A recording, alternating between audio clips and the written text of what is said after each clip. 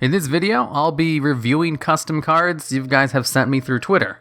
And you guys have sent me a ton of them, so it's impossible to review all of them. So I'm basically just going to choose a couple of the archetypes I've been sent at random.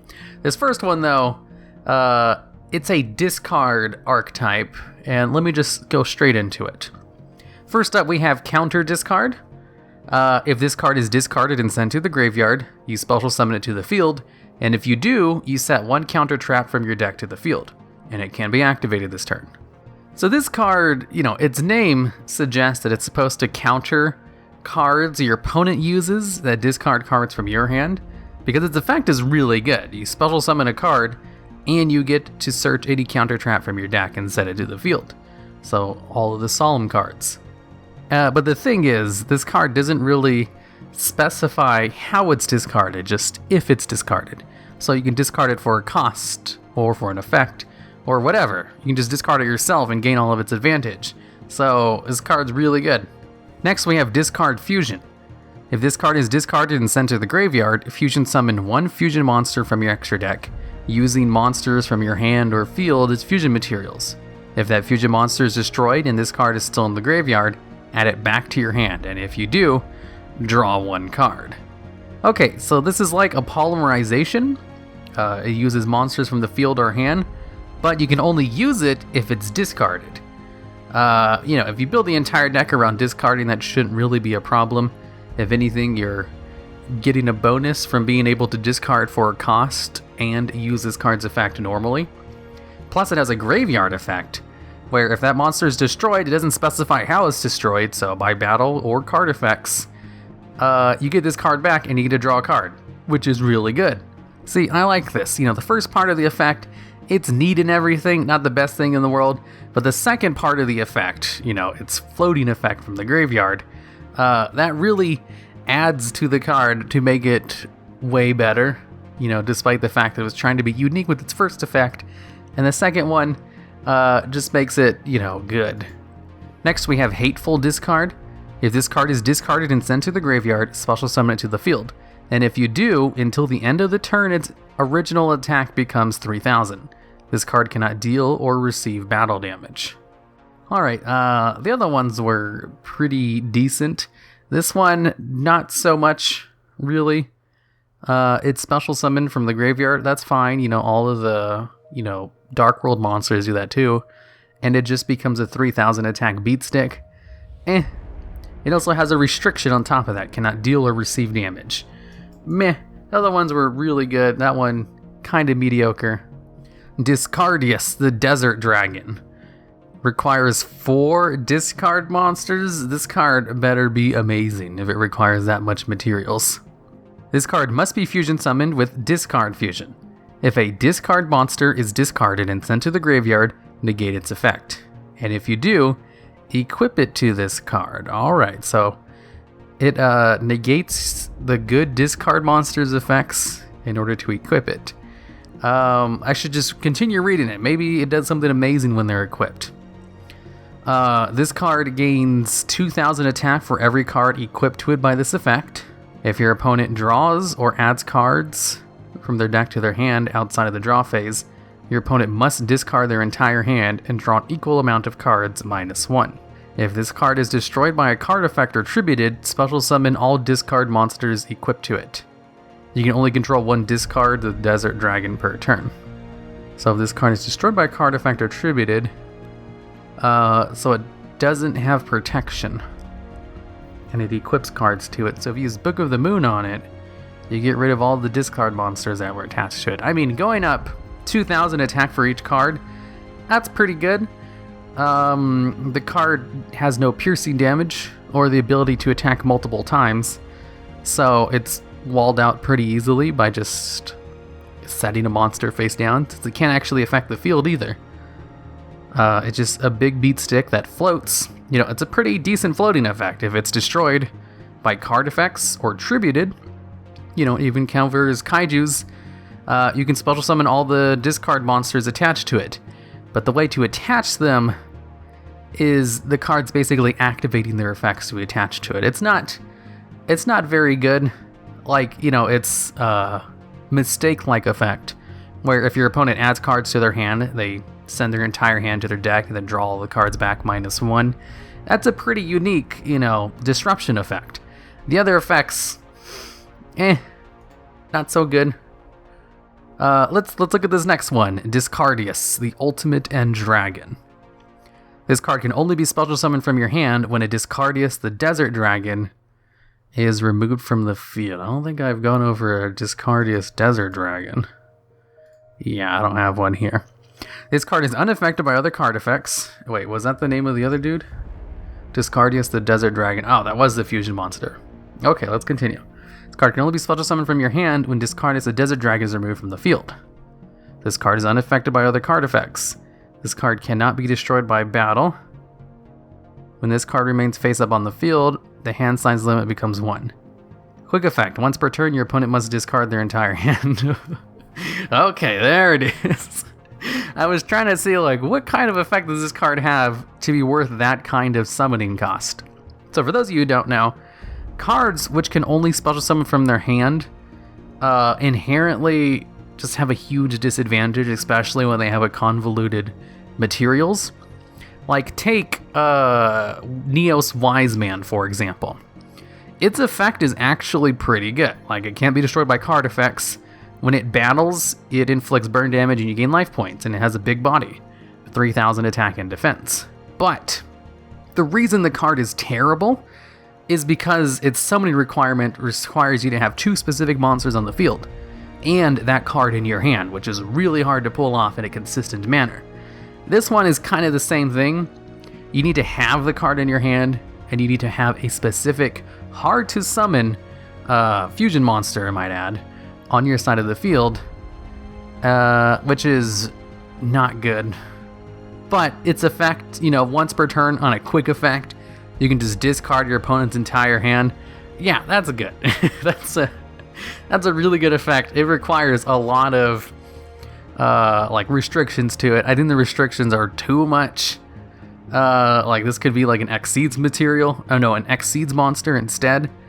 And, it could have the same stuff. You can only special summon from the extra deck when Discardus is sent to the graveyard. That would probably make it a lot more playable. As it is now, not really. I do have a limit when people send me cards, only send me 5 or less. So it could be really easy to just add more these discard cards. I like the idea of it. Especially the first one, Counter Discard. That card was really good. The other ones, even the fusion monster, the fusion spell, was pretty unique. Other ones, not so much. It's alright. I really like the art on this. I like how the guy applied a filter for all of them. You see, that's what you do. If you're going to use a whole bunch of different artworks for your custom cards, make sure you add a filter to them.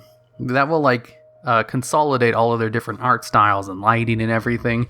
That way they all kind of fit a little bit better. So some tips for making custom cards and sending them in.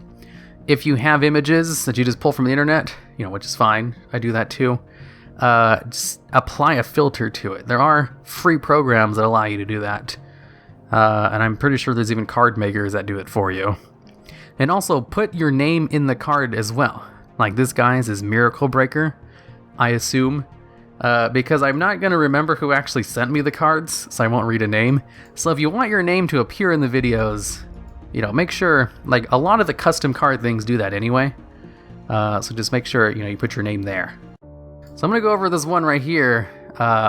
Just a note, a good way to get me to read your custom cards on thing is to make a joke archetype, but give it legitimate effects. If you just do a joke archetype and it just has really dumb effects, doesn't even have proper problem-solving card text on it, I won't read it.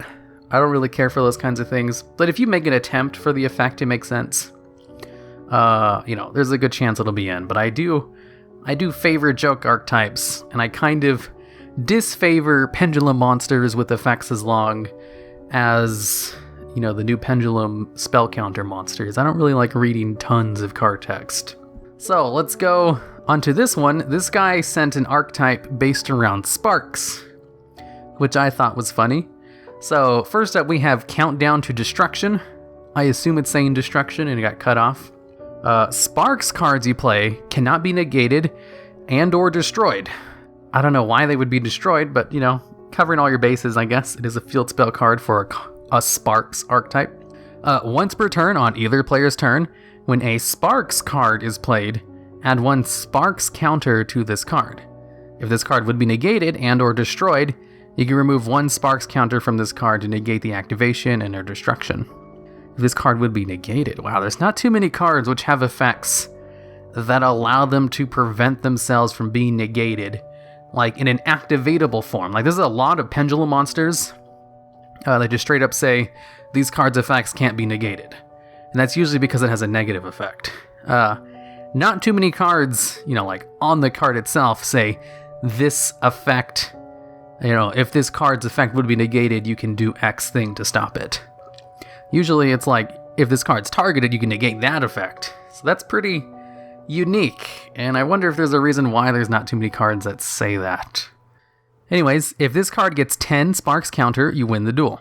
All Sparks cards Sparks cards do double effect damage to your opponent.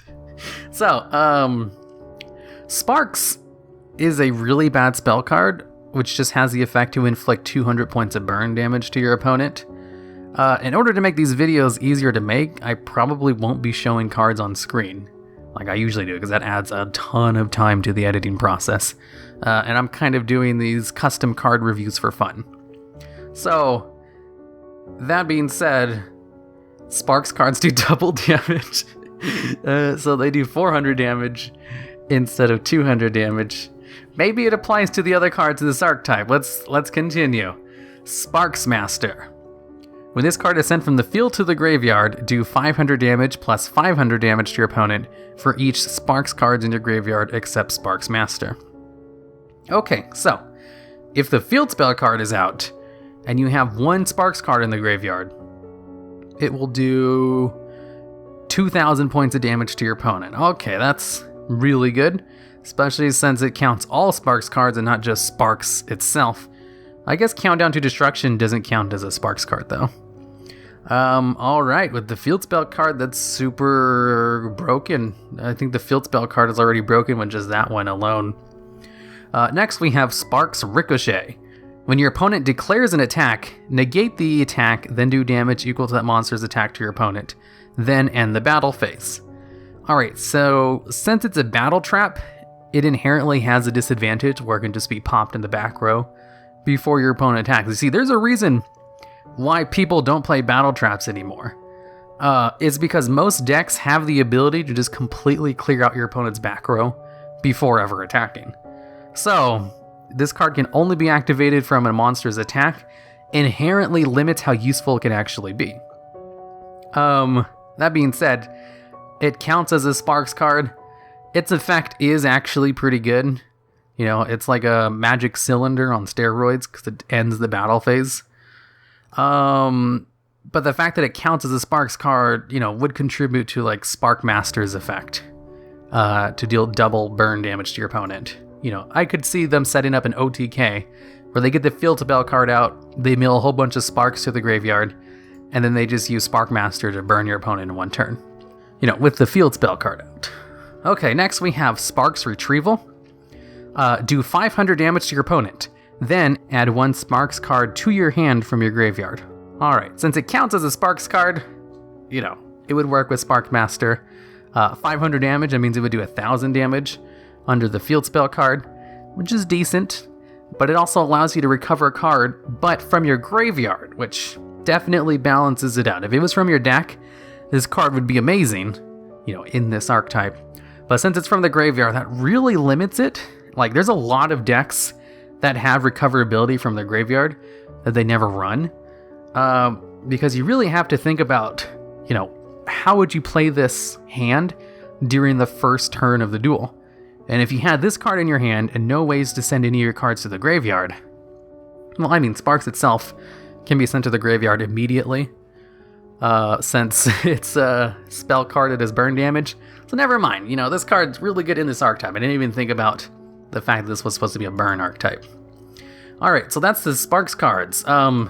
Spark Master with the field spell card can easily burn your opponent in one turn, since it does double damage. So you would just need to get it up to 4,000 points of damage, which would require, let's see, I think 7 spark monsters in your graveyard. Spark cards, I mean. And plus all the other ones do burn damage themselves. Yeah, that's pretty good. Good job with this archetype. I'll have to like try to give these things, you know what, with how long it's taken for just these two, I think I'll end it here, and I'll try to do one of these every week so that I can get through all of them. So, to give final ratings, we have, crap, what was the other one called? Oh, the discard archetype. Was it called the discard archetype? Yeah, they're just called discard monsters. Okay, so the discard monsters, if I were to give it a rating, creativity and how powerful it is and everything else, like the very first card, counter discard, that one was really good. The other ones were kind of underwhelming in comparison, except for the fusion card. That one was really good as well. I'd give it like a 3 out of 5 if we were gonna go for the out of 5 scale. And then if we go for sparks, maybe I should do this out of 10, since I do the top 10s and stuff. So what would I give it score out of 10? Well, a 3 out of 5 translates to a 6 out of 10. So we'll go with that. 6 out of 10. Not half bad. And the Sparks archetype, I really like this one. I really like it when people try to make bad cards good. Like Sparks Master. If this card is sent from the field to the graveyard, it doesn't specify how, so you just use it for a link play or something. And you get its effect off. So that's not really too big of a deal. Countdown to destruction, where you need 10 sparks counters. You probably would never even do that. And then you have to use sparks itself. I like it. I like the idea behind it, and it even has a win condition of just getting a whole bunch of sparks cards in the graveyard and then using Spark Master to OTK your opponent. I'd give this one a 6 out of 10. So both of them are 6 out of 10. On my arbitrary scale, which is based on really nothing. I really heavily favor creativity and unique effects. None of those are really unique effects, just burn damage and drawing cards and discarding. That's fine. Those are both pretty great. So, if you'd like me to review your custom cards, send them to me on Twitter. Just a couple of, rules and caveats. Don't get mad if I don't review yours. In my last video, there was a lot of people who got really mad that I skipped their custom cards and covered a couple of joke archetypes instead. Nothing personal. It's just, I get so many of them. There's so many, and I like joke archetypes. Just don't take it personal. Don't get too mad, because I saw a lot of them saying, they put so much time and effort into them, and instead I read off cards about a joke Naruto archetype, and it's like, hey, the joke Naruto archetype was funny. And I think yours were like 20 cards, and each one of them had paragraph long card text. So don't send me 20 cards, and if you do, make sure they all don't have a paragraph long card text. Make sure they have proper problem solving card text, PSCT, and try to keep it under 5 cards. Preferably, I love it when people just send one-off cards. Those would be the best ones to review. But if you're gonna send archetypes, that's fine. There's no real restrictions on it being a original archetype or an archetype that supports something else. Just try to keep it under 5 cards.